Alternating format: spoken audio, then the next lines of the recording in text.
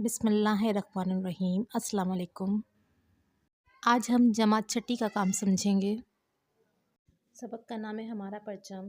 मुख्तसर सवालात के जवाब तैयार करें। सवाल नंबर 1 है, ज़िंदा कौमें अपने परचम का एहतराम किस तरह करती हैं? जवाब है, ज़िंदा कौमें अपने परचम का एहतराम करती हैं और इसकी बेहरमती कभी बर्दाश्त नहीं करती।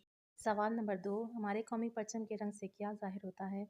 जवाब, हमारे कौमी परचम में सब्ज़ रंग मुसलमानों की आबादी को और सफ़ेद रंग अमन को ज़ाहिर करता है। सवाल नंबर 3 है, कौमी परचम किन किन दिनों में लहराया जाता है?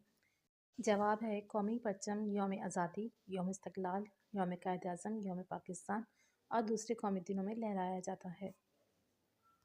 सवाल नंबर 4 है, हमारा कौमी परचम किन सरकारी इमारत और शख्सियात के घरों पर लहराया जाता है? जवाब है, कौमी परचम सदर पाकिस्तान, वज़ीर आज़म, गवर्नर, वज़ीर आला, अदालतों की जजेस, कौमी असम्बली के स्पीकर, बाज़ सरकारी और कौमी शख्सियत के घरों और गाड़ियों पर लहराया जाता है। सवाल नंबर 5 है, कौमी परचम कब सरनगू किया जाता है? कौमी परचम अहम शख्सियात की वफ़ात पर सरनगू किया जाता है ताकि ये हमेशा सर बुलंद रहे।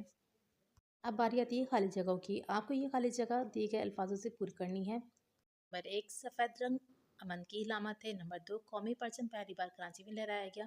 नंबर तीन, कौमी परचम पहली बार मौलाना ज़फ़र अहमद उस्मानी ने एक तकरीब में लहराया। नंबर 4, क़यामत तक हमारा परचम इसी तरह फ़िज़ा में शान से लहराता रहे। नंबर 5, कौमी परचम लहराता है तो हमारा सर फ़ख्र से बुलंद हो जाता है।